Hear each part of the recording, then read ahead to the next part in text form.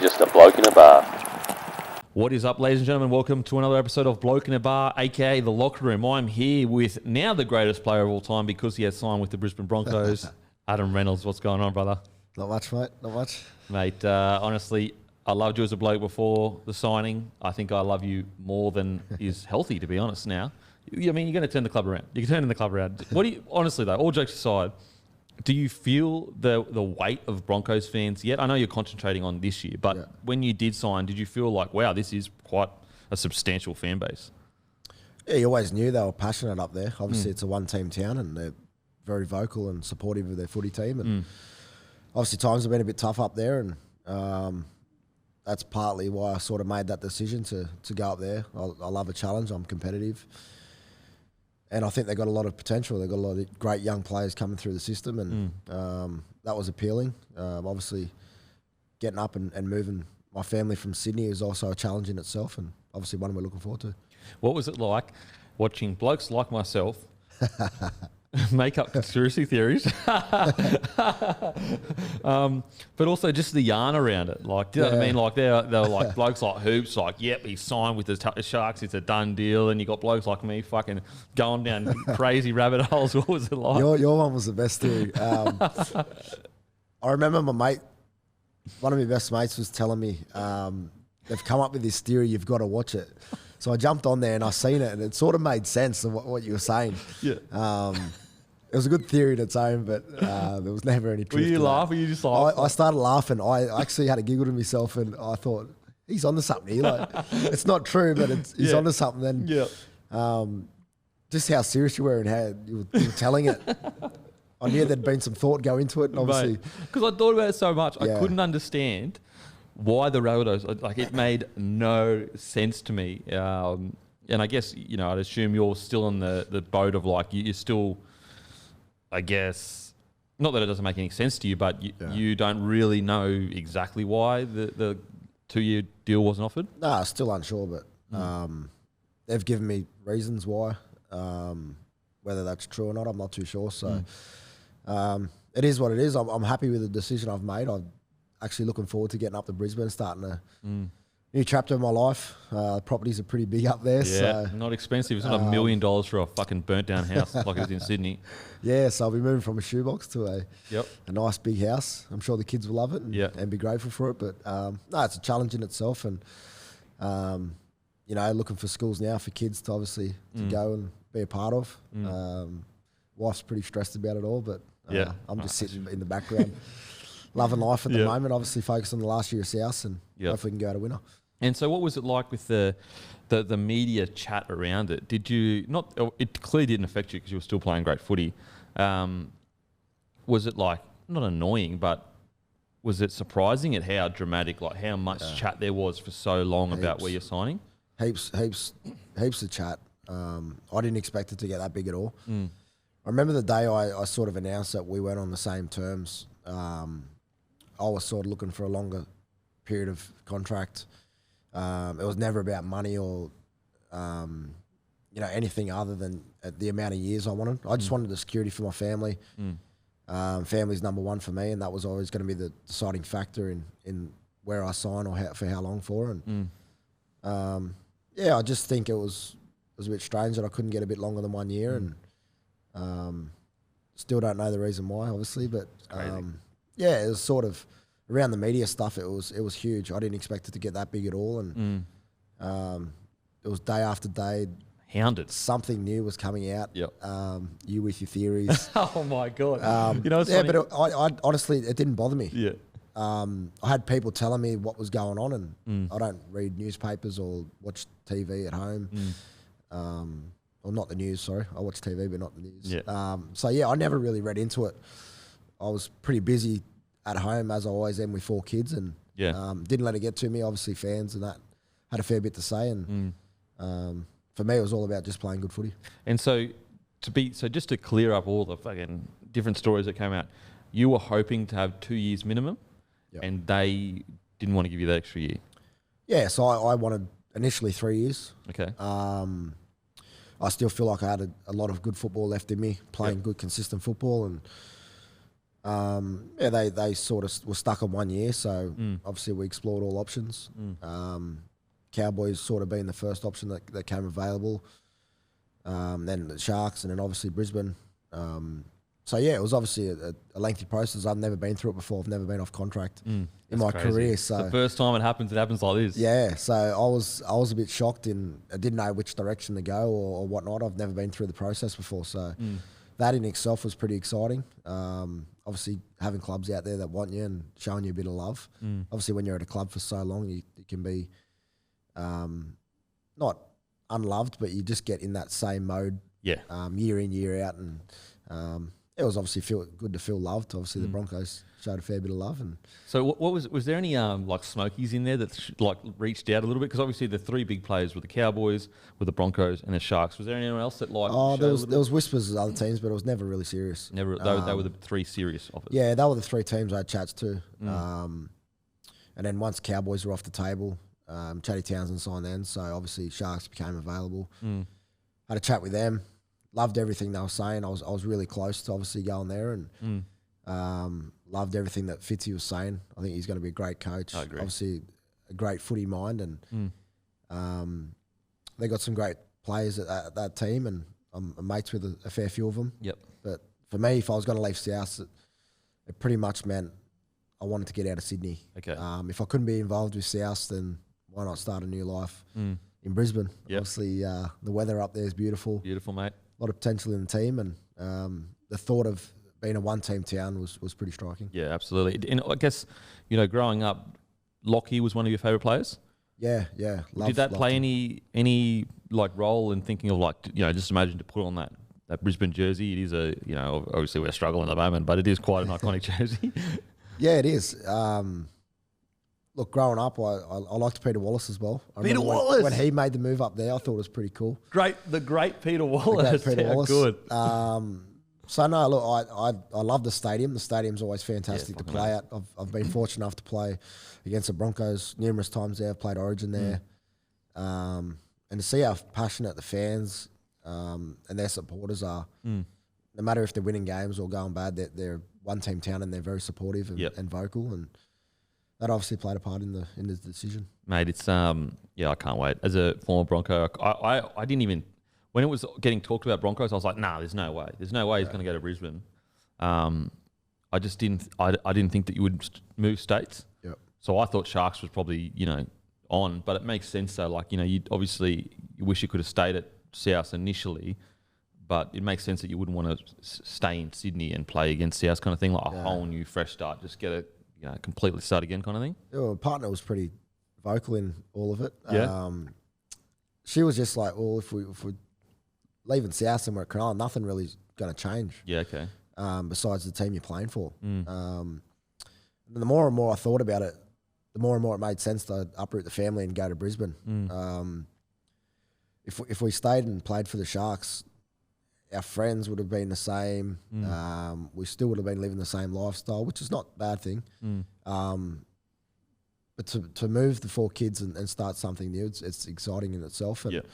And once I knew I was leaving South, I wanted to change, and obviously a bigger change is more exciting. And I guess also, I'm not sure, I'm assuming you have thought about this, but if you can manage to be the catalyst that turns the club around, like that's lasting impact.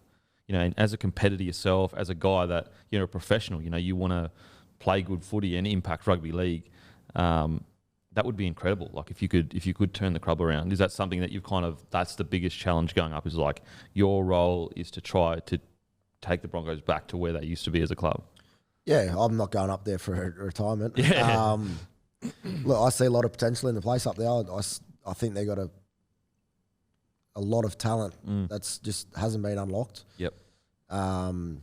You play against them on a regular basis and you think, geez, how are they down the bottom of the ladder? Like they got so much potential, and obviously I don't know what goes in behind the scenes up there with game planning and all that sort of stuff, but I'm sure once I get up there I'll have a bit of a say in what goes on, and that in itself is exciting for myself. I love having the say over the blueprint of the team, and it's exciting. I'm looking forward to getting up there and working with a bunch of people. You need a winger to come out of retirement? I can come out of retirement if you want. I remember watching highlights on the end of a kick of Darren Lockyer, and That was all me, bro. It's not lucky. it was all you. The speed got you there.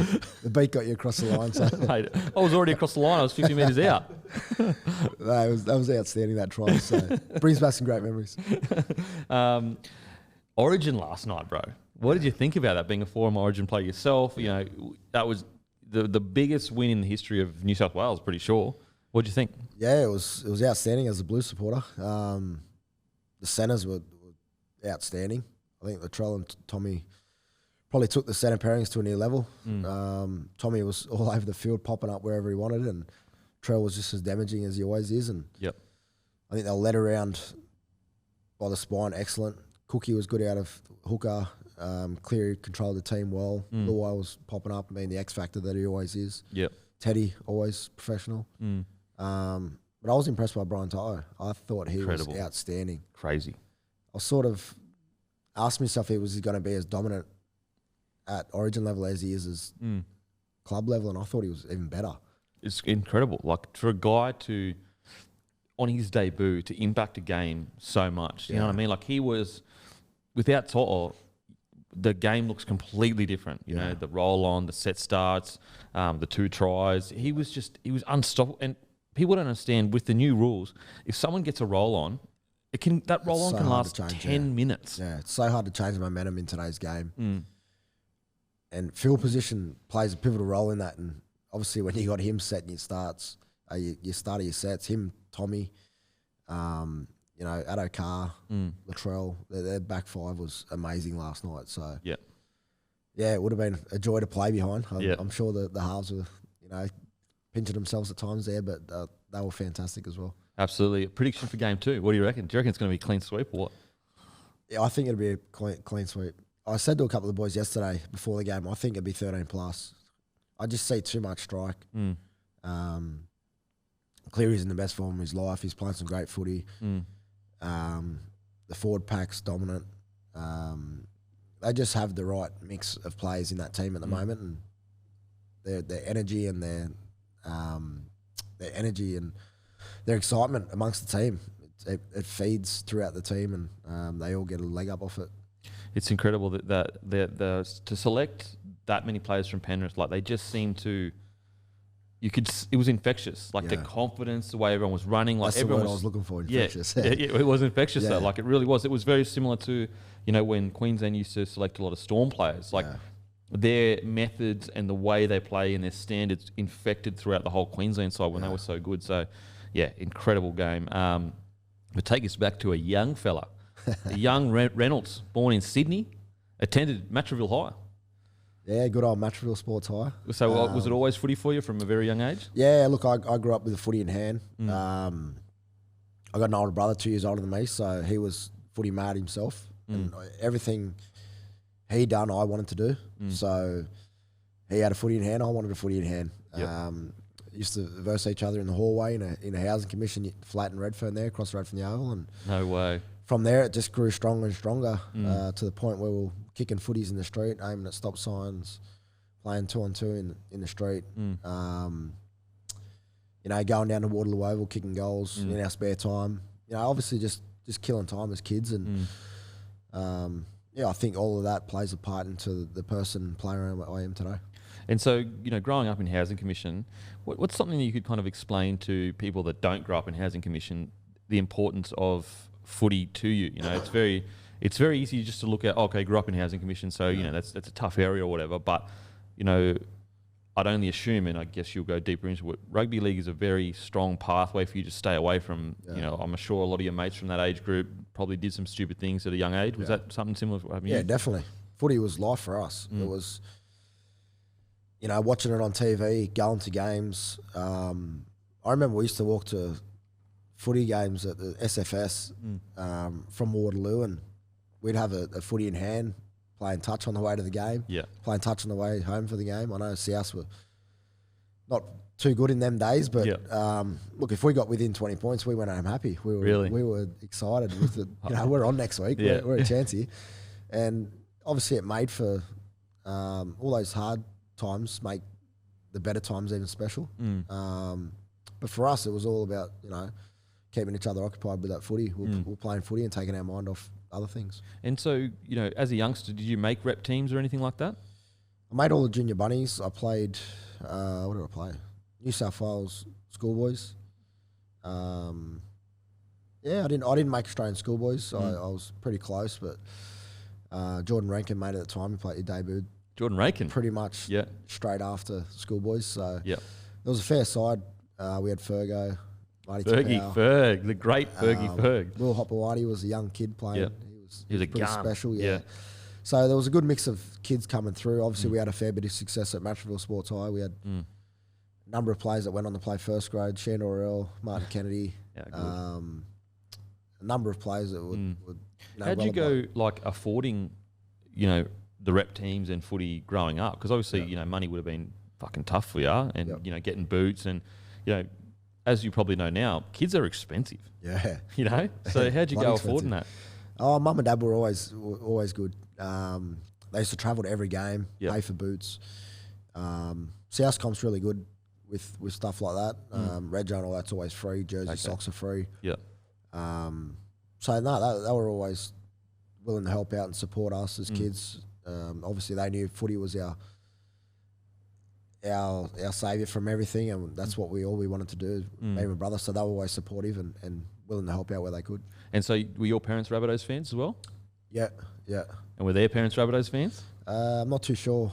Dad went for Newtown back on early ago, but from there, South. So. South, okay. So South in the blood.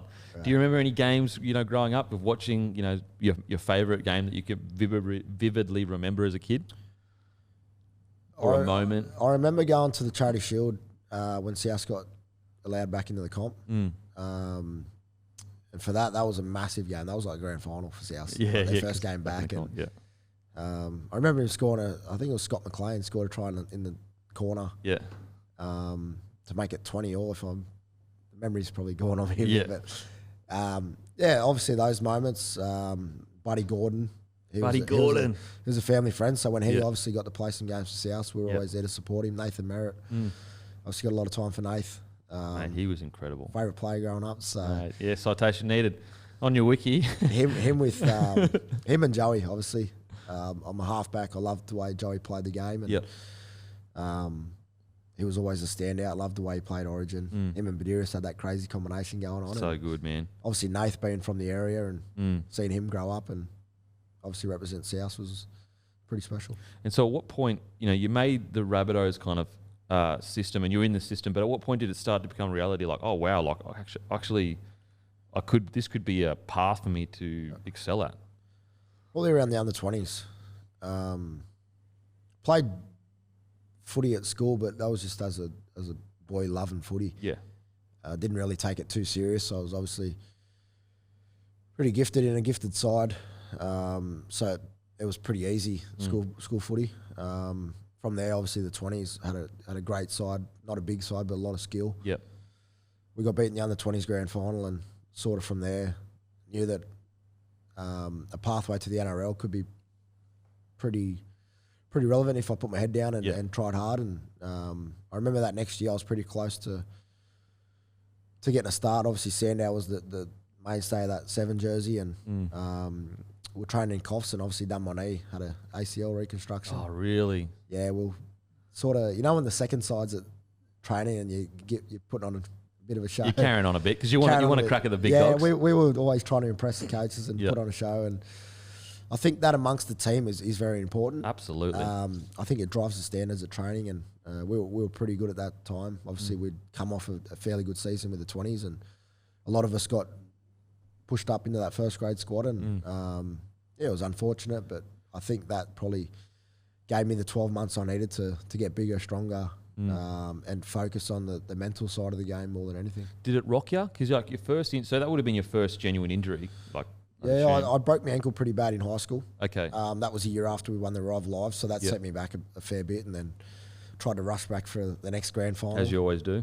We got beat by Cody Walker's side. No way. Does he fucking carry on? Or he what? keeps carrying on about it. Yeah, Mate, Him and he'd Ryan carry James on were about the anything. team, so. Honestly, he'd carry on about anything. Yes. 20 years time, he'll still be reminding you. Yes, he's a pest and a punish. So. And that's coming from you. It's coming from me. He's sort of taken over now that I'm leaving. He's taken over that. Oh, you role, reckon he's number one pest now? I reckon, yeah. He does all the annoying stuff, but like, So you're a funny pest, he's an annoying yeah, pest. he does the hair pulling on the legs, wetting you with a water bottle, That's fucked. stuff no one likes. You know? Yeah, no one likes that shit. Nah, but Walks, that's cry. fucked, man. Yeah. Grow up. Mate, honestly, grow up, Walks. If you're watching this, fucking grow up, bro. Pulling hairs and that. I know he's a punish. You gotta hone your pest skills. I'm waiting for someone to deck him one day. There's a couple of boys in the sheds that reckon they're close. So. Who do you reckon is more likely to get decked, you or him? I reckon him. Really? Him, because he's doing all the annoying pulling physical stuff like where it's hurting you. Yeah. I'm just doing the annoying stuff that just gets in your head, which is a bit different, which So yours is mental warfare, his is physical warfare. yes. Okay. Yeah, so when we team up together, It's a fucking bad it's time. a bad cocktail. It's a bad mix. Fuck no, I love Walks. Obviously he's a mate, that's why I can tell him to fuck off. But no, I love Walks. What's going to be crazy is that what's going to be interesting for you for the Rabbidos next year is like that actually. You know, we talk about pests and everything like that, but it actually helps changing rooms, like keeps everyone fucking up and when things are going down. Yeah, I think it's a massive part of the change room. I remember when I first came into first grade and we had all these senior players, Michael Crocker, Royce Tarsi, Luke Stewart. We had all these senior boys that were so serious all the time. And Isaac Luke was that bridge between the senior boys and the younger boys. And I remember telling myself if I ever get as big as Isaac Luke or I become a leader in a team, that I'll always tell myself to relate back to the younger boys. And I think through a bit of being a comedian in the change rooms or, you know, being a larrikin amongst that, it breaks that bridge down and the younger boys can relate to you a lot. And I've had a lot of experience over the time where a lot of younger boys have come to me for things outside of footy. Yeah. And I can be serious. Not everyone sees me as being serious, but I am serious at times. And I think it makes a massive difference when you can relate to the younger boys, and obviously they can get a bit of feedback off someone that's been there before. Absolutely. Like sometimes if you've got an elite, you know, let's say you've got a senior playing group that are just guns, like Australian reps, New South Wales reps, it's very intimidating for young fellas to come and speak to them, and you're just so rattled. Like even at the Broncos, like you're rattled. You don't want to go and speak to them. You don't want to disrespect anyone, especially, you know, when we were coming through, it was very different to compared to now. But, you know, for example, we had a guy like Sean Berrigan who was like, you know, a pest, and he'd just be constantly at you. But it was like a way to kind of break the ice. So it's so important to have a senior player, at least one senior player that's willing to kind of speak to the younger boys so they don't feel rattled all the time. I think that's the biggest thing. I think the closer you can get the group together as a team, the better you're going to be, you know. Like, you want to have those relationships where you can be honest with each other, but you also want to have those relationships where if they're struggling a bit, they can go to you for advice, and you don't want them keeping to themselves. Obviously, today's age, we're pretty sensitive, so it's very different. The more we can break down those barriers and be friendly and be honest at times with each other, I think it plays a massive part into the success of a team. Okay, so you do your ankle in high school, then you do your ACL. How long were you signed at the Rabbidos? Were you worried about, you know, them not re-signing you? That's always playing on your mind as a young fella. Yeah, no, they were pretty good straight away. This is the thing I love about South. I was a young fella, which they seen had a bit of potential, and as soon as I done my knee, they guaranteed me that I'd be there next year. So good. And I've been forever grateful to South for that. I love the club. Even though everything that's gone on lately, I've still got a soft spot for the club. I will have a soft spot forever. And that's part of the reason why they look after their players. I know there's a young kid that's going through the same thing as what I did. He was trying to make grade, and he's done a leg, and pretty sure they'll look after him as well. So they're always great at doing things like that. It's it's so important that you, especially key players like yourself, like. If it's an outside back that's like trying to make it and he gets injured, like as a club, sometimes you've got to be a little bit ruthless. But in key positions, it's so important to take care of guys so that they repay the faith. So yeah, but I mean, massive that they just basically put the contract on the table, took the stress out of your mind so that you could just focus on getting good again. Yep. Okay, so the next year, so 2012 rolls around, and there's a massive, it's highly publicised departure of Chris Sandow. Yep. What was, and you're the guy coming in to replace him. What do you remember of all that whole kind of situation? Yeah, it was me and Ryan Carr. So Ryan Carr's a competitive person. He's a great coach now. He's actually coaching. I'm not too sure where he's at. He's bounced around a few games, but he was a bit older than me, and obviously coming from a different club, he was pretty keen to get that jersey himself. So we had a fairly competitive preseason against each other. Yeah. Obviously wanted to get the edge over each other every session we could. So I think it obviously made me a better player. But yeah, obviously we got to the end of that preseason. Obviously got told by Madge that he was going to start me, and it was the memories I had from that first game. Obviously being told through the week, it's like a dream come true. As a kid, I've grown up around the streets of Redfern, Waterloo, and just played with my brother hours on hours and hours of dreaming to be there one day, and that dream of recognising it's finally coming true was it was a great moment. It's crazy because it's a dream, but it's almost like it's not real though. You know what I mean? Like you think like, oh man, I wish that could happen. I wish that could happen. But it's like not a reality. It's like, yeah, but it's probably, the chances of it happening, it's probably not going to, like you kind of have this battle with yourself. Well, you have the self-doubts, whether you're good enough to be there or not. And as a young fella, I probably didn't realise that until now, looking back at it. And obviously I didn't realise at the time of kicking the ball hours on hours and hours and playing touch in the laneways of streets there, playing, footy through school, that I've put in all the hard work. But I didn't realise that as a young fella. And if I could tell myself that now, I would have been a lot more comfortable going into my first game rather than worrying about all the little things. But no, it was a pretty eventful week. I remember having a head clash. No way. I think it was captain's run with Tuli Talanoa, and he's got a hard head. No way. So did you have to strap your head up for your debut? Yeah, he split me. So I had a massive cut over my eye, and I remember Madge just saying, "Get on with it, get it." This was at training. So I finished the session, then I've gone up to the doctors, got stitched up, back for massage, and then into it the next day. So, did you have to strap your head for the game? Yeah, torture. Yeah, I think for the first 3 years, my first game, so round one for the first 3 years, I think I had my head strapped. I just kept getting cut at training. Really? So dogs, man, they're after. Yeah. Okay, so what do you remember from the actual debut game against Roosters? The Roosters. I mean, fuck. Talk about debut game. Yeah. What was it like? No, it was good. The build up to it was excellent. It was everything I thought it'd be. Obviously, the rivalry amongst the two clubs are massive, huge. I'm not too sure how they went the year before. So it was South weren't top 8. I don't know if they were top 8. So it was the build up was always going to be big. South versus Roosters. Remember looking across at their team and thinking, geez, they got some good players in this side. Bloody oath. So I knew it was going to be a tough game. I knew it was going to be pretty physical and whatnot. But yeah, obviously everything was going accordingly. Got to late in the second half, and obviously they scored 2 late tries to steal the victory from us. And mate, Devo. I was there at the end. I missed the tackle on Minicello sort of as he was catching the ball. So no way. Yeah. So how was your head? Like it's your debut, and then you feel guilty. Like, disappointed. Yeah. Obviously those questions start coming up again. Do I deserve to be here? I've sort of let the team down with not making that tackle. But we got in the sheds. Madge was obviously proud of the efforts and whatnot. Obviously, we were a pretty fresh team coming together, and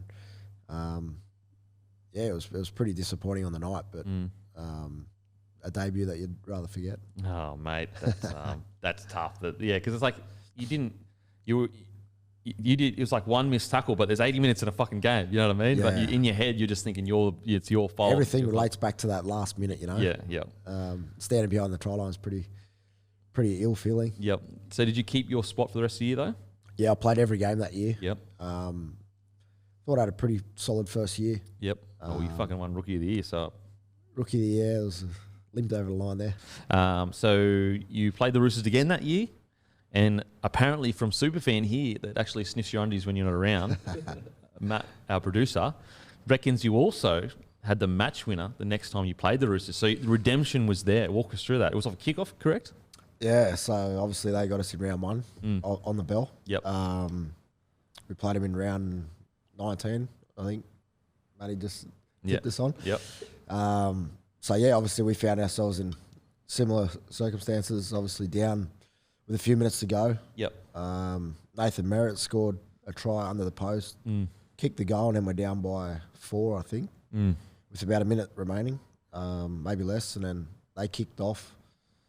Big Dave Taylor. Oh, I remember that. Big diff. Big Dave Taylor. Biggie Davey Taylor. Which Down they the short probably side. could have kicked anywhere on the field. You would not kick Dave Taylor because he's capable of anything. Yeah. He's gone down the short side and hit Chris McQueen. And Yeah. McQueen's pretty quick, so I thought he was going to initially go. Yeah. He'd get tackled, would have a few shots and hopefully score a try. But he's gone inside to, I think it was Merrow. Then I thought he was going to get to the line, and he gave it to Isaac, and I thought he was going to get to the line. So I was just pushing up to celebrate and support. Yeah. And then I've sort of yelled out to Bully to let him know that I was there, and he's thrown it over the shoulder. And lucky I'm a midget. Got the ball on the bounce off the ground and dived over next to the post. And, Wow. it was crazy scenes. We obviously celebrated pretty good. And I Mate. remember going over to the fans and celebrating with them in the crowd, and Yeah. they were just going nuts. Yep. Like everyone was writing us off. I think the Roosters their fans were layering up. Yep. You know, getting into our fans, and some fans may have left, may not have left, and but they all come rushing back in pretty soon. And after the initial celebrations with the fans, I still remember I had to kick the goal. Oh, to win it. So I was like, shit, I've still got to kick the goal, and it's beside the post. It's a nervous one, you know. Yeah, like it's a shit. That's, you don't want that from it's a the shit sideline. spot. Yeah, so, yeah. I remember just getting over, and all the Roosters players were on the ground. They've already lost the game. I thought, shit, I better kick this, otherwise. No, it's not as easy as people think that. It's a pressure kick. But yeah, lucky enough, I Nailed it. nailed it. Yeah. Fuck. What a bounce back from the last game you played on. Yeah, it was a bittersweet moment. Obviously, I was on the end where I should have made the tackle. Yep. On Minicello, and Yep. to be there to score the try and obviously kick the goal. Obviously diminish those memories. So that year you re-signed a 3-year deal as well, and this would have been your biggest contract you ever signed, I'd assume. Yep. Yeah. And So what I was did that on feel minimum wage that first one. Yep. And then from there, I was pretty much tripled or quadrupled that contract. Because it just, especially with a half, you're, one season away from going of nothing to quite a big contract as a halfback. Yeah, it's crazy. So I was still living at home with mum and dad, and had 2 kids by then, so I was all in one room. I was pretty squished You in. had 2 kids already? Yeah. How old were you at this stage? 21. Wow. 21, yeah. So I had 2 kids by then, and we were sort of all living in the one room. It was pretty squished. So It's crazy to like that. These are the struggles a lot of fans don't hear about. You're a 21-year-old. Yeah. You got 2 kids living with your parents, squished into one room. yeah. Was there ever conversations from the missus of like, we need money, you need to work, you need to this, you know what I mean? No, it was pretty good because we're obviously paying a little bit of rent to help mum and dad Yeah. out. But you're on good coin as a football player, and I was living in a 1-bedroom. Oh, so you were on OK coin, like, because minimum back then was like 50K, wasn't it? Yeah. Okay, and so you were just paying a bit of rent, but still paying for 2 kids to live. It's 50K. Yeah, I was pretty fortunate though. Mum and dad helped out a lot. Okay, yeah. And if anything, it was probably a blessing for me to have those 2 kids at that age, because it made me think about other things rather than footy, away from footy. Okay. I think a lot of players these days can get caught up thinking about the game too much. Yeah. And for me, that was a good balance of, having footy, but when I was at home being a father. Yep. So it was probably a blessing in disguise. Okay. And so also that year, NRL's Rookie of the Year. What was like? Obviously you didn't expect it, but did you go to Dally M's for it and everything? Yeah, I went to Dally M's. What was the pretty whole cool. process like? Yeah, I was nervous as anything. Yeah. I remember watching. Cause I'm a massive fan of footy. I watch a lot of footy. I watch a lot of the TV shows and everything that goes on. And I remember watching Dally M's all the years before, and all these idols, superstars of the game were wearing best suits, all this sort of stuff, looking grouse blinged as. up. Yep. Wives were all dressed up. Yeah. Naming all the designers and all that sort of stuff. So I was thinking, what am I going to do? Like, just going to rock up with something from Lowe's or something, had no idea what I was expecting. Yeah. And then, obviously all these opportunities come up of people wanting to dress you and all that sort of stuff. And But I was just so blown away with everything. I just didn't know what was going on. Like a whirlwind, just eh? young fella in the lights, just not knowing what was going to happen, and it was pretty much highly publicised that I was going to get Rookie of the Year. And, Okay. Yeah, so I was nervous in itself going up and talking on stage and all that sort of stuff. And but yeah, I loved the night. It was a good night. So when your name got read out, like, what were you? Was there anything that, like, were you thinking when you walked up on stage, the mic? I was just thinking, you know, when you get put on stage and like you see all the partners kiss their partners. Yeah, yeah. I was thinking, geez, I just want to stitch me missus up and kiss the bloke next to me. So I was thinking about doing that, and I thought, no, because then it'll make her look stupid. And I thought, no. Bro, that would have been all time. It's too soon for that. Like, I'm just a young fella in sports. So probably now, if it happened, like if I won an award, I could probably do that. But the missus would have been filthy. Oh, she would have been filthy, mate. She wouldn't have talked to me. She probably would have left me. So I thought, no, go over a kiss, get up on stage. It was nice, easy Q&A, which was the way I like it. Yep. And then it was just from there. It was just wow, all rosy. I wish you had it, because that would have been an all-time video. It would have been good looking. It would have been good looking back at it now. Damn it. That's incredible, bro. To win Rookie of the Year, was it weird, like looking out on the stage and you're seeing, like, you know, Lockyer and fucking Thurston? It was crazy. Yeah, it was crazy. I remember being up on stage with all the award winners when you get the photo at the end there, and just looking at players that I've been playing against for that year, and just starstruck still by the players that I was surrounded by. Yep. That first Dally M's, I'm assuming for every rookie, is just like, what is happening? You know, because it's one thing to be in a team and your senior players, you kind of get used to your senior players in your team. Yeah. But when you see senior players from other teams, it's almost like, fuck. You get involved and get amongst them. It's a bit different. Yeah. Okay, so the next season rolls around. And you actually get selected to play in the NRL All-Stars team at halfback. Yep. Again, you know, your second year in NRL, and you're playing with the All-Stars team. Yeah, that was crazy. Yeah. That was crazy, because I remember, well, if I'm that bloke on stage with surrounded by these superstars, and I'm a bit shell shocked about being there, what is it going to be like when you get selected in All-Stars and I'm up on the big lights with these players? Yep. I remember getting in the camp and I'd like Cameron Smith, Quilly Uarte was killing at the time. Yep. Willie Mason, he was my roomie. Oh, wow. Yeah, baptism of fire. Yeah, Benji, Wayne was the coach. Far out. I remember just going in the camp with all these stars, and I was shit, like, I'm only 27 games. And you've got to like tell them what to do as well as a half. Yeah, and Wayne's into me going, you to tell these blokes what to do and all that sort of stuff. I said, yeah, sweet, Wayne. Just whatever. Just please don't fucking yell at me. I remember that game clearly. I remember Cameron Smith, and the presence he had on the field was just incredible. Really? I was a shy kid playing with all these superstars, and he was just dictating things and getting us around the park and that, and it was pretty special. Was his service just like, bro? Crisp, yeah. Crazy. He'd tell me what was going on before the play would even happen. Wow. He'd get to a scrum line and say up short side with whatever's coming, you know, like. So he'd be basically say, look, we're going to get to a short side, and then they're going to be short here, so I just need you to. Yeah. And if that's not on, swing back to the open out the back of this shape. Wow. Crazy. He's fucking mastermind, eh? Crazy. Just reads the game different than everyone else. I was just in awe, just going, wow, how good's this? What do you think you learnt the most from one of the players? Like, you know, because that's your second year in NRL, so you're taking as much in as you can. What do you reckon you learnt the most? Yeah, I probably learned a fair bit off that Cameron Smith stuff that I was telling you about. Obviously, getting to field positions and having set plays or looking up short sides, counting numbers, all that sort of stuff. So I remember going into the week with the close eye on how he was preparing. Obviously, he was the Australian hooker, been at the top of the game for a number of years, and just wanted to see how he prepared and how he got around camp, you know, amongst the boys and all that sort of stuff. So I was observing a lot of those players. I remember Benji Marshall was in camp. He was pretty cool to see get around. So yeah, a lot of observing going on, and obviously little things on the field where players were doing certain things. It's I think that the new setup is better, Maldives versus the Indigenous.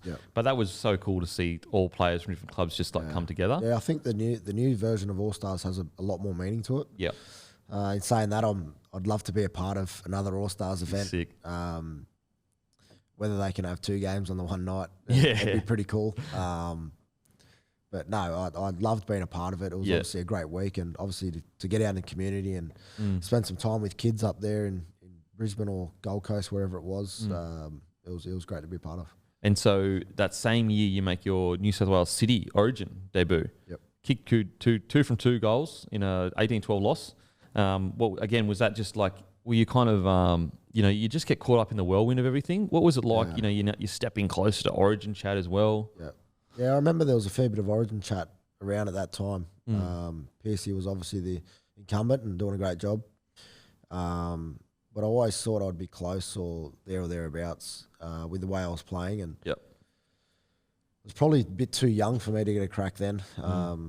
Knowing what I know now and how inexperienced I was, it was definitely going to be a tough job if I did get the crack. But obviously that City country game was a good platform to see where you're at. I thought I had a pretty solid game and played pretty well, and obviously got to meet the likes of Michael Jennings, Tony Williams was in and around the system then, Ryan Hoffman, those blokes that have put themselves in that arena before, and to know that I could match it with them on representative levels, a bit of confidence come out of that. And so you were the first year Greg Inglis came to the club was 2012, wasn't it? Or was it 2013? 11. It was 11. 2011. So you would have seen the impact Greg Inglis had. I often say that, like, Greg Inglis coming to the club, that's what wins you the premiership, like in the 2014. Yeah. But again, I don't know. I wasn't there. Yeah. Did you see that, the impact that he had when he did come to the club? The impact when he first come to the club was like, damn, this bloke's huge. Yeah. He was overweight and he was walking. he'll tell you that he was out of shape bad. Yeah. He was, when I got there, he was walking up and down the sideline with a sled, just not doing anything. Just sort of, it was a funny day. I mean, Sato sort of have a laugh about it. Yep. The great GI just like. But he got himself so fit, so quick, Like he got himself and man, when he was on, and when he wanted to make a difference in the game, he just flicked the switch, Yep. I was obviously fortunate enough to have some pretty good moments with him, a couple of chip and chases for him and all those sort of things. So he's a special player. Yeah. And his presence on the field lifts everyone by 10, 20%. So yeah, obviously him coming to the club obviously gave everyone the confidence that we could go and do big things. And so 2013, that was your first, you finish second and you get to the prelim. Yep. What do you think? Do you think it was due to your youthfulness that you couldn't quite make to the finals? What was the reason for bowing out to Manly that prelim? That was probably the most disappointing game I've been a part of. Oh, really? To be honest, I've said this a number of times, that I thought that team was primed to go on and win the comp. We obviously got out to a lead and stopped playing football, and I learned a lot of lessons out of that game that you can't stop playing footy. We tried to protect the lead rather than make the lead bigger. And Manly, obviously, Stewart brothers, they were pretty special. Yep. Jerry Owens, Kieran Foran, I think were playing there, and Justin Horro. Oh yeah, the great Horro. Come up with some good stories out of that game, but no, it was obviously. Was there any verbal? No, any he might have said something. I'm not too sure. I got charged down by Tommy Simons in the late end of the game, which pretty much put the game out of show, and they scored a try from that. So. And the scope was in your ear? I don't know if he was. He probably would have been. He's a punish. always got a bit to say. He's a good fella. So no, he was. That was probably the most disappointed game I've ever been a part of, because we knew we were a lot better than what we performed that night. And so the next year rolls around. You play for New South Wales City again, but it's the grand final year. This is your year. Was there anything different about the year? What was the year like for you? Everything was pretty much the same throughout the season. I remember the back end of the year being pretty special in the way the team bonded. I'm not too sure if it was like a quiet confidence that we knew, or arrogance that we knew we could go on and win the comp. I remember Benny Teo being suspended for a number of games, and he went away, did a little bit of training, worked on a bit of breathing, all that sort of stuff, and he come back with his confidence and just... He was incredible. Incredible, yeah. I remember this, I think it was the prelim when we beat the Roosters, and he was a major part of why we beat the Roosters that game. And that week leading into the grand final was special. We had a fan day there, and it was just this confidence amongst the group that no one was going to beat us, no matter who we played or where we played, what time, whatever. We were just going to get the job done. Yep. And you could sense that amongst the community. The fans were really in it, you know, they were getting involved. And, it was obviously a special night for us. We broke the hurdle of 43 years. And mate, what's that? I mean, to be a kid that grew up in the area, had seniors get kicked out of the comp, brought back in, you know, practice on the streets of Redfern. When the buzzer goes and you win, what's that feeling like? Mate, it was just incredible. Incredible. I probably took it a bit for granted. Everything was just a rush at the time, you know, like a kid in a candy store. I just wanted to get everything and get out of there. Yeah. So, yeah, it was a bit odd. If we happened to do it again, I'd definitely take my time around that lap of honour. I thought that was pretty special to celebrate with the fans. For us, all I wanted to do was get back in the sheds and have a beer. You have a beer and just celebrate. Have a beer, celebrate, rip in with the boys, and Yep. sail off in the sunset. Yeah. I realise how important it is to obviously cherish those moments now. You got to enjoy the ups as much as you got to enjoy the downs as well. Yeah. Because the downs make the ups a bit more special. And obviously that's the pinnacle, and obviously want to get back to obviously getting that achievement. And so what do you remember anything specifically from the game? Like, what was the biggest, the most vivid memory from the game for you? I remember when we scored in the corner. I can't remember if it was Kirasom who scored that try in the corner, and I think we went up by 12 with 5 minutes or so to go, and I knew if I kicked that goal, it was pretty much out of reach from the sideline. So all those days practicing as a kid, throughout the season, those endless hours of sessions that you put in, it was worth it. I kicked the goal from the sideline and basically knew from that moment that we couldn't lose it. And like, what's that feeling like? Did you have a lot of pressure on you internally to kick that field goal, or was it more just process? No, it wasn't. I love pressure. Don't get me wrong, I love pressure. I love being in those big moments. When I'm in those moments, I want the ball. I want to have the final say. And it was just my job at the time to kick the goal. Once I kicked it, I remember running back and sea of red and green in the crowd, and see the boys in the team crying. Sammy Burgess, I remember that image of him. His face was fucking his face was improved than what it was.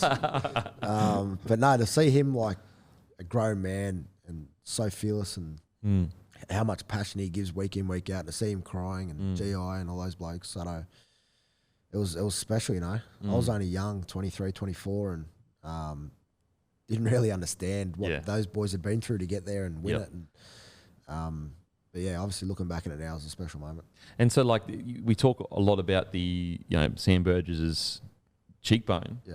Did you even really notice it on the field? In the sense, obviously you knew it would happen, but you don't. It's not really something that is affecting you as it's happening. It's more after, I'd assume, that you can realise it. He sort of mentioned it at a scrum. It was a scrum early on in the game, and he basically grabbed GI and said his face was fucked. Okay. Like, you need to get me through it. I'm not going off. You need to get me through it. Obviously, if you're going to go to a bloke, GI's a pretty special bloke. Yeah, he's one guy you want to go to. But no, he never really made it a big thing. Obviously, at halftime, he got checked out by the doc, and he was going to do everything in his power to make sure that we come away with the victory. I remember he made a commitment to the team throughout the season. He announced he was going to the rugby union, and he made a point that we were going to go out and win the grand final. And when Sam Burgess says something, he delivers on it.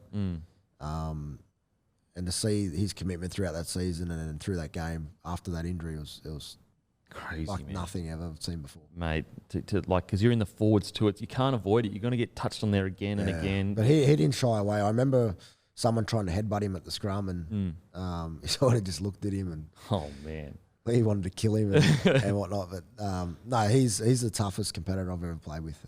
He's built different, like wide different. Mate, everyone that I speak to is always like, he's just on a different level mentally. Yeah, just a different level mentally.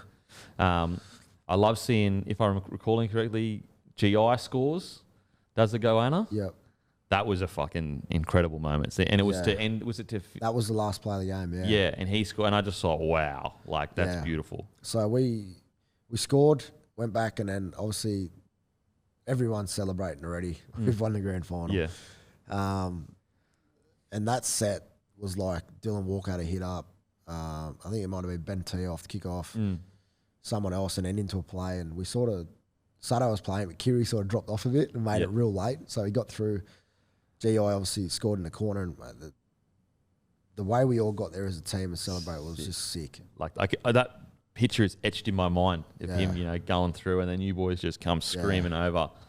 And so, like, I guess poetic that it's GI that fucking scored the last try. It was pretty sick. It was pretty sick. Okay, so you win that. Who was the MVP for the party? It's a tough one, eh? Anyone cat it? No, Sammy Burgess was actually good because he was busted, but he was still having a beer and whatnot. Really? You could excuse him to just like chill. Well, he sort of backed out after a night or so. As you would. He had surgery booked for a couple of days. Yeah, that might fucking be the reason. His face was killing him, so he tucked himself in the bed, but we still peppered him? Still ruined his house, yeah. So you were part of his house and he went to bed? Yeah. Oh my God. What was the damage? Went out. That was sort of we'd go out, go back to Sammy's house, go out, go back to Sammy's house. Yeah, so okay. When things would close, we'd just migrate to his house, so we took over his unit for about a week. So he was like... Mate, even when he went to surgery, we were still there. We just kept the keys, just stayed there, so... fuck. That was a big effort from him. A big effort. He fucking plays with a broken face and then lets you bender at his house. Mate, there was a number of blokes who could MVP candidates, but too blind to remember. Too blind to remember? Yeah. Mate, how good's that? And you got to party at his house whilst he was getting surgery. Yeah, I know. That's fantastic. Great. Yeah, good. Okay, so that, you win the comm, dream come true. The next year you extend your contract, another 2 years. You're named in the tournament-winning Auckland Nines for the Rabbidos, and you get named player of the tournament. At this point, what do you remember from that Nines? Because that would have been like one of the first. Obviously, I don't know if it was the first, but it was the third season. Yeah, but like early on in the Nines kind of situation of the game. What was that like for you boys? That was cool. It was awesome to be part of. I've only played Nines once that year, and loved it. I thought it was a great concept of the game. Obviously, getting over to New Zealand, they're very passionate over there. Yeah, they love it. They get right amongst it. It's sort of that feeling of the Magic weekend, which I love being a part of. I love seeing all the teams in one place, and for us, it was just about going out and having fun, competing. We were pretty serious. We took it pretty serious. We wanted to win it. Yep. We started a bit shaky, which we were still trying to find our ground and which style of play we wanted to play. But Madge treated it like any other game, like 13 aside. We wanted to complete, kick to the corners, win the wrestle, or win the defence, and play a bit of footy when the opportunity came. Our game plan was excellent. We'd get repeat sets, get the dropout, score a try, get the ball back, do the same thing. So it was all natural to us, whilst having a bit of fun and playing a bit of footy. And so that year you had a couple of injuries, and also there was rumours that you wanted a release to join the Titans. How did that come about? Is that the first time you heard the media making stuff up? Yeah, I remember I was on the golf course. I was playing a bit of golf, and my phone was just blowing up. Yeah, and I was just thinking, what's going on here? Like, I was getting messages, phone calls. Yeah, journo trying to call me. So I just turned my phone off while I was playing golf. Golf was more important at the time. I mean, that's why you're playing it, so that you can just relax. Yeah. And then I remember manager sort of rang me and said, what's going on? Like, anything? And I said, no, well, I don't know. So I don't know sort of how it broke or where it come from. Remember having a chat with Madge in the room when I got the training the next day, and it was, there was never really any light to it. So he was like, what's going on? And you're like, mate, I got no idea. Yeah, it was pretty much no light to it. So I don't know sort of where it come from. It blew up pretty big. That's weird. Yeah, because everything was going along nicely at South. So. Yeah. And you just won a premiership the year before. Yeah. And then all of a sudden you're going to the Titans. Yeah. And even your manager's ringing you going, mate, what's going on? You know, it's not like your manager's putting a story out there to fucking drive your value up. I love the Goldie, but yeah. Not that much. Was that your first experience with like media, like just kind of just making stories up, or? Yeah, I'm not too sure. I'm not too sure if that was the major first thing. Yeah. But it's an eye opener to how quick things can get out and how big it can get real quick. Yep. We're so caught up in our lifestyles as footy players that we we go to training, we're so routine-ish and all that sort of stuff, and then when something big happens, we don't expect it. Yeah, and how to deal with it. So that was probably my first time having to deal with the situation that wasn't true. Yeah. What's the biggest porky you've ever seen about yourself? About myself? Yeah. Where do I start? I don't know. Put me on the spot there. Well, what's one that came to mind straight away? Obviously that thing. Yeah. I don't know. Biggest porky. Mate, I'm sure there's been plenty. It's been a long career. Okay, so that year as well, though, you guys kind of struggled that year. Yep. And what do you think it was? Was it, obviously you were in and out with, you had a couple injuries, but, that's not the only reason why a team would struggle. What do you think it was? Was that 15? This was 15, yeah. I'm not too sure. Maybe a hangover of the grand final. Yep. Because I remember we started the year really good. Like we dominated in the World Club Challenge. Yep. And then I think we won our first 5 or 6 games by a healthy margin. And I'm not too sure. Sort of went a bit lopsided after that. I think we lost a few on the trot. And was it fatigue or not really? You felt fresh or? You could say that, but it's not hard to get up for a game. Yeah, okay. Obviously, when you win the comp, every team comes for you pretty hard, and obviously you got to be at a certain level every week, otherwise you get dusted. Yep. I remember we sort of limped into the finals and had a little conversation with Madge. I wasn't too sure about what was leading into that Sharks game in the semi, how we were travelling, and it was probably a disappointing game as well that we got beaten. Yep. Okay, so 2016 rolls around and you get named in the emerging New South Wales Blue squad. Yep. I guess like that you're taking steps closer to, I'm assuming, a dream. What was that like? Yeah, there was a lot of talk, obviously, around Origin. My name getting tossed in and out for a couple of years there. So I sort of just brushed over it. If it happened, it happened. If it didn't happen, then so be it. Obviously those camps are pretty cool to be a part of. Once again, you get to spend some time with other players from other camps and form some relationships. So for me, it was all about going there and just making the most of any opportunity that I got. Yeah. Having a bit of fun and seeing what could happen. And I was lucky enough to obviously get a crack in 16. And what was that like? You get the call and, Yeah, that was unreal. That was honestly. Yeah.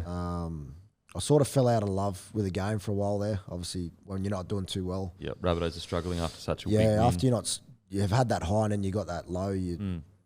I was sort of looking for answers about footy again, and sort of just wanting to find that passion for, the highs. And then obviously that gets announced and bang, you're straight back at the top again. Yeah, absolutely. I can remember running out and going, "Geez, how good's this?" Yeah. Where was your debut? ANZ or ANZ? Yeah. Yep. And it would have been obviously sold out pretty much. Sold out. Remember running out, it was crazy. Like you're running on a cloud. Like it was just sick. It was honestly the best feeling. It was like running out for the grand final again. It was a magic moment. The game was everything I expected it to be. It was tough. It was physical. It was fast. Yep. We didn't get the result, but I enjoyed that, being a part of it so much. And you would have played against, like 2016, still basically the core of that 8 in a row was there. They're pretty hot side. Pretty hot side, yeah. Fucking hell. I guess, as someone that's played against that, now legendary side, what's the when you're out there, what's the feeling like? Like, are they just so much pressure in the sense of like they're squeezing you out of the game, or what's it like? I just did everything right. They did all the little things right. So their completions were high. They'd ask questions continuously with their attack. And then when you've got the ball, they'd squeeze you in defence. They'd try and suffocate you in your own end. And I remember there was a lot of talk around me being picked for my kicking game and obviously trying to get the most repeat sets and field position and all that sort of stuff. And I thought I did a pretty fair job in that. And I thought we should have won game one in that we got beat 6-4. And we had a few opportunities to score tries. We had a disallowed try late. I think it was J-Moz scored in the corner and they disallowed it. And they just took their opportunities when they came. They were just lethal in taking their opportunities. And when you got the likes of Thurston, Cronk, Crazy. Smith, Slater. CI, I think Slater was out for that series, but Okay. they still had Boyd, who was Which is killing it back then. Yep. They had that nucleus, Sam Thaiday, those old heads that were in the team, still the forwards, and they were just relentless. Okay, so then you play at Suncorp. What's it like running out Suncorp for Origin? Yeah, that was cool. Yeah, that was cool. I love being the on the other side of things. Yeah. When your back's against the wall, the crowd hate you. That was unreal. Yeah. I love it when the fans get involved and try and put you off. Yeah. And they're spraying you, and that camaraderie amongst the fans and the players it makes for the event and makes it a bit more special. And once again, we're right in the game. I remember we were down by maybe a couple of points or whatnot. We scored to get back in it. But yeah, they were just too relentless again once with their attack. Yeah. I got injured late in that game and unfortunately had to come off, and that was the end of my Origin career. So. That was it. That was it. I mean, at least you got to experience it, like both ANZ and Suncorp. Yeah, it was sick. It was so everything I've dreamed of. Yep. And it made me fall in love with the game again. Yep. Made me passionate about it, and obviously wanted to get back to those peaks of the game. Yep. And so that year as well, the next year you failed to make the finals again for 2 years in a row. And that's where Michael Maguire's moved on. Yep. What was that? You're the key player in the team. You're the halfback. You lead the boys around. What was that like? Because there was a lot of turmoil. It seemed like there was a lot of turmoil at the club. You know, he won the premiership 3 years ago, so very hard to say goodbye. But what was it like for you? Yeah, it was a difficult one because I respect Madge so much. I still do to this day. I'm forever grateful he gave me my opportunity, and we were sort of left out in the dark as players, or I was, about the decision. I didn't know it was coming. So we sort of just had to get on with life, but definitely felt for him. So as in what you found out in the media, or you just found out like one day you woke up and he was I can't remember exactly where I found out. It might have been a WhatsApp text to the team, but it happened pretty quick. Yep. And it wasn't like it was coming. Yeah, it just happened. Okay. So from there, it was about like, who's going to coach, who's going to be involved. There was names tossed up. There was obviously our assistant coaches, Siebes one, Fernsey being the other. So yeah, it was just that unknown of who was going to coach. And so Siebes takes over the next year, and you guys, have a fantastic year. You get to the prelim, I'm pretty sure. Yep. And so what was that like? Cause Siebes is very different to Mike Maguire. I'd never obviously been under him, but he's very science-based and very specific on things. Yeah. What was that year like for you? Yeah, it was pretty good. Obviously, when you're winning, things become easier. Yeah. You have a bit more fun. So yeah, we were back in it, and it was new, something new. So it was fresh. We changed our training tactics up. We started implementing a lot more game-based training, which Siebes loved. I was a bit of a fan of that. I didn't mind it. Yep. And yeah, we changed our game plan up. We did a bit of work with Matty Johns as a spine. We took that game plan and started playing some footy with South. We started throwing the ball around a fair bit more and changed up the style that we were technically known for under Madge, and started having some joy with it. So that became enjoyable. In week 2 of the finals, kicked 3 field goals, including the final minute of the match. Walk us through that game where you kicked 3 field goals. Yeah, that was a crazy game. That was we were bad. We were real bad. I remember St George were heavily. They had an injury toll, a few injuries, and they basically bullied us for the match. They were on top of us. Yep. They were heavy outsiders to win that game, but they stuck it right to us. And, it was just towards the back end of that game, we clicked in the gear and happened to score a try. We got in front and we went behind, and we got in front again and we went behind and we scored again. And it was a crazy game, to be involved in, and it was just so weird the way it happened. 1 minute our season was over and then we're into a prelim. So it was pretty crazy. But no, every chance I got was well constructed. Yep. Always felt like we were in control, and happened to just kick through them that night. Yeah. What's crazy is like the next week, you lose 12-4 to the Roosters. Yep. And it's just crazy how different the landscape would be if you just had a beaten Roosters that night. Yeah. They don't go back to back. Yeah. You know, it's crazy. Do you remember that game? Yeah, I do. They were just so good defensively, the Roosters. We struggled to break them down, and I remember Cooper Cronk got hurt his shoulder. And yeah, they were just too good defensively. We couldn't break their defensive systems down. We were pretty easy to work out. Looking back at it now, we were so one-dimensional. We were heavily attacked on the left. We had so much success on the left, and that's where they focused all the defence. And we sort of didn't have a plan B in that game, and they were just too good. And so Anthony Seibold leaves that year as well. Yeah. Well, 1 year in, you're building something great. Yeah. How did that all come about for you guys? Yeah, that was, once again, it was pretty quick the way it happened. I think he had an opportunity to go back north, and he's from up there, so it made a bit of sense for that to happen. And yeah, it was probably a blessing in disguise. Once again, we obviously got Wayne on board. Formed a good relationship with Wayne. So looking at it now, it was hard to go through at the time because we'd been so close to get to a grand final, and him as his first year of coach to uproot and leave straight away was pretty disappointing. But he had his reasons, and obviously you got to respect that. And obviously, we got Wayne, which was you got Wayno. This is a bonus. So what was it like? Wayno rocks up. Tell us the story about Wayno. Wayno, he's just relaxed as ever, as you know. Yeah. Hardly talked about footy in the preseason at all. Really? Yeah. So he just got there and wanted to work out what was going on because it was a late start for him. Yeah. And we had a fair new amount of coaches that came with him. JD being assistant coach, he had a spin on things different to what we were previously doing.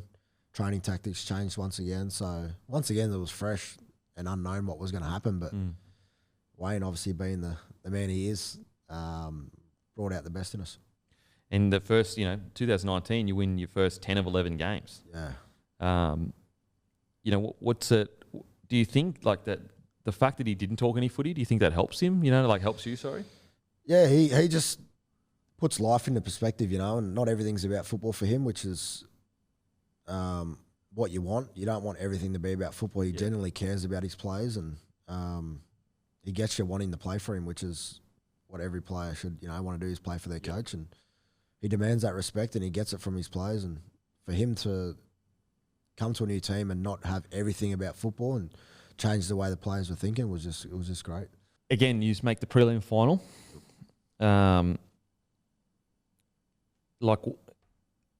What do you think? What do you think? You get so close, but it feels like it's like one play or whatever. You know what I mean? It's like one play and you're in the grand final and you could win it. What do you think it is? Yeah. You need a bit of luck. We were so close in that game. That was against Canberra, I believe. Yeah. If Walks, because Walks scored, as in he dropped the ball over the line, but you had opportunities to, obviously not saying it's his fault, but I'm saying you had chances to score. Yeah. No, I remember late in the game, I took an intercept and got run down. Not usual. Not usually that happens, but Chance run me down and sort of... it was a huge play, actually. Yeah, I remember, Stuff happened in the play the ball and he got sent for 10. So I thought that was our opportunity there to come up with a play to score a try, put us in front, and obviously just hold on to the lead. Or it was only 10 minutes to go or number of minutes to go. So, obviously another disappointing result in a prelim. It's been pretty hard to win for me. So no, I remember they didn't break us down too much with their attack. They scored off kicks. I think both tries come off kicks. But yeah, it was one of those things where we needed a bit of luck. Yeah, it's it's hard because the prelim, that's the common denominator, but people need to realise it's a different team each time you play in that prelim. It's not the same game. It's a different game each year. Yeah. And also, if you're in the top four, you're in the top four. If you're the third best team that year, that's a pretty fucking good thing to be. A lot of teams would kill to be where we've been. Yeah, absolutely. So I never understand that whole... people don't understand how hard it is just to get into the grand final. Yeah. And also, you've got to build into it, 100%. You can't just go, sweet, we'll just fucking We were in prelim last year, so we should be in the grand final next year. It's kind of like, it doesn't really work like that. A lot of hard work and whatnot goes into it. And you lost Sam Burgess, Greg Inglis, Sutton as well that year. Yeah, I think, that might have been Sutto's last game. Yeah. And it was Burgess' last game, I'm pretty sure, as well. He come off. Yeah, it might have been too, yeah. He come off. So he was busted. He was pretty busted, yeah. So he wasn't at his full effect. And obviously he's a vital member of that team. Yeah. Had a few players that were pretty busted at that stage of the season, but obviously that's no excuses. Yeah. We just couldn't find an answer in the end. It's, so close. Like even last year's prelim, I honestly reckon if that 40-20 goes out, you know the one that like went across the line. Like obviously it doesn't mean you definitely would have won, but fuck, it would have been hard to stop. You're on a roll. Yeah, we were coming hard. Yeah. Once again, we were busted a lot last year. We were lucky. If we made that game, we were lucky to field a team for the grand final. No way. We had about 3 or 4 blokes that would have been unable to play out of that game, and I think Corey Allen got suspended. Yep. So we would have limped into the grand final. Fucking bushed by a crazy storm side, So yeah, but that was a great experience. Yeah. Obviously a Panthers team that were hot on the trot, and for the amount of players that we had unavailable to that game and to push them so far, it was a performance to be proud of. Yep. You know, one of the best performances from a club with that amount of injuries throughout the season. I was so proud of the boys. And so what's something like, what do you reckon you've learnt the most? Do you think Wayne has taught you the most about footy of your NRL coaches, or there's obviously everyone teaches you a specific thing, or what has he taught you? He's probably taught me more about away from the game rather than the game. I've learned a lot over the last 10 years of footy. I don't know whether that's through the coaches or just through experiences. Yep. Obviously, when you play a game, you're continually learning through your mistakes, through the things you do good, and through the things of missed opportunities and all that sort of stuff. So for me, it's about continually evolving and asking questions about. It could be a young bloke coming into a team that does something really well that I don't do well, and I'll ask him how he does it. Or so you're continually evolving and growing and learning, and I don't think you can set yourself on a limit on how much you can learn. Absolutely. But it's also good to give back on what you know as well. In 2020, you had that famous 60-8 win over the Roosters. What was that like, bro? What do you remember from that game? That was just one of those nights where things clicked. Yeah. And to be honest, they were all over us at the start of the game. Yeah, they were killing it. They were killing us. They scored a try early on. They broke us down again, and I think they missed another opportunity. So there's 3 opportunities. Could have been 18-0. And then, we just started playing some footy. Got back into it. Remember their left edge might have been missing a few players, or their right edge. And we just attacked them. We just went after them and obviously asked some questions, and Cody Walker was on fire that night. Killed it. How many tries did you score that night? AJ scored 5, I think. Something crazy. But yeah, that was just one of those nights where everyone was just clicking and everything was just happening for us. And so, like, obviously this year, what do you reckon, obviously the goal is the grand final, but you had the hiccup last week, 2 weeks. Well, you've had 2 hiccups. You obviously had the Storm hiccup, and then you had the Panthers hiccup. And we've spoken about, I've spoken about it on my podcast, is like the concern is like the 2 big dogs have put 50 on you. But that doesn't mean, I've actually said that if there's one team you can't count out, it's the Rabbidos because of the Wayne Bennett factor, Latrell factor, yourself, Walker. But what do you reckon, internally, what's your feeling about the last kind of month of football? Obviously, you've bounced back. You've bounced back massively the other week. What's your feeling of it? Yeah, we know as a team what we're capable of. We looked at our efforts amongst those 2 games, and obviously they weren't up to scratch. Our line speed was non-existent. We weren't hitting with contact. Field position was pretty bad. So there was a number of things that made up for those 2 poor performances. If you watch that game and you watch the Parramatta game, with the difference of attitude between the 2 weeks, it was black and white. Yeah. It was too far of a gap between. But we need to be like that every week. We need to be at our best every week, because it takes performances like that week in, week out to get confidence to where you want to be and where you want to go. So yeah, obviously it was pretty disappointing, but we know we need to build on each week now. We can't look back of where we've been or what's happened. Yep. We get another chance to play Penrith in a number of weeks, and no doubt they're going to be up for it again. So that'll be a good test for us to see where we're at. Yep. There's a lot of steps before we get to them to make sure that that doesn't happen again. Do you feel like, even though you've had those 2 losses, do you feel like you're actually in a better position to win to get into the grand final than you are last year, with guys like Latrell still fit, less injuries? 100%. We tested our depth pretty good last year. Yep. We had blokes that wouldn't usually start in NRL or play NRL, and they were starting for us week in, week out. And once again, that gives them a lot of confidence for this year. Yeah. Latrell's a big factor. He's a major part of our success in where we're going, and if we can keep everyone healthy and confident, the sky's the limit for us. Yeah, absolutely. Okay. And if everything happens perfectly in the next 12 months, well, I mean, you're in a new club, so hopefully it's win a premiership. What's happening? You're obviously living up in Brisbane. What's your, obviously your hope this year is to win a grand final. That's the hope. I mean, go out, on a swan song kind of victory. Actually, before I move on, what was it like being named captain of the Rabbidos? Yeah, it's an honour. Yeah. It was an honour. There was sort of that debate when all the boys moved on, who was going to captain the club, and Wayne sort of left it up in arms and waited throughout the whole pre-season. Yeah. Sort of were looking at each other. Me, Cookie, Cody was looking at each other and saying, "Oh, who's it going to be?" Yeah. He was just waiting to get through training, see who was influencing over the team, who was doing things, army camp. There was a lot of things that he. Yeah. And then just one day, as Wayne does in a meeting, he said, "All right, Ren, you're captain." So I said, "Sweet." No way. It was just like nothing. that. No, it was just like that. And then obviously we had a press conference for it. Yeah. Which then I got to have the family there and get involved and whatnot. And it was obviously a great moment. Yeah. A club that I love and I've cherished since a young kid. And to obviously lead the team out, which I'm pretty passionate about, all the boys who play with. We're a tight bunch of boys. And to obviously get to lead them out week in, week out is pretty special. And so next year, what's your, I guess, realistic goal in the sense of like, you end the season for the Broncos, your first season. Yep. Are you hoping finals footy? Is that your hope that you can scrape in the 8? Obviously, we're sitting 14th, 15th, 16th at the moment. Yep. Is that the kind of hope to just move us back towards where we're supposed to be? Yeah, I think that's got to be the standard. Yep. Finals football's got to be the standard. If you look at the potential and the talent they have up there, there's no reason for them not to be playing semi-final football. Yeah.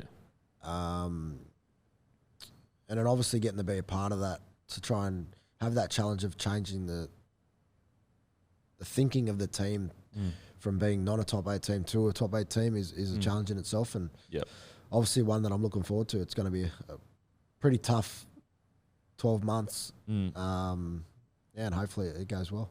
I cannot wait. All right, favourite rapper of all time? Eminem. He's the GOAT. Favourite movie of all time? Gone in 60 Seconds. That is a great movie. I love it. Is that Angelina Jolie? No. Is she in it? Nicolas Cage and Angelina Jolie. Is it? I think she is. Yeah, maybe. Yeah, I think I'll she have to is. Google that. Had to check the Google. I haven't watched it for a while. I have to throw it back on. Gone in 60 Seconds. I'm pretty sure it is Angelina Jolie, but I could be wrong. I'm going to Google that. Yeah, Google Can't be leaving that hanging. It's a great movie. It is a great movie. I'm a car man. I love cars, so I might actually re-watch it because I haven't seen it. We should watch it together. On the big screen just back there. We'll have to cuddle each other, get a blanket. Angelina Jolie, yes. blonde hair. It is Angelina Jolie. She had that blonde hair. A young Angelina Jolie. Yeah, a young Angelina Jolie. Yeah, I've already asked you what best in 12 months. Yeah, thank you so much for coming on, brother. And I'm so stoked you signed with the Broncos, but good luck for the rest of the year. And maybe you can send Wayne off in a swan song as well. Would be nice, fella. Would be nice. That's Thanks. That's the plan. Cheers, Thanks, for having guys. me. Boom.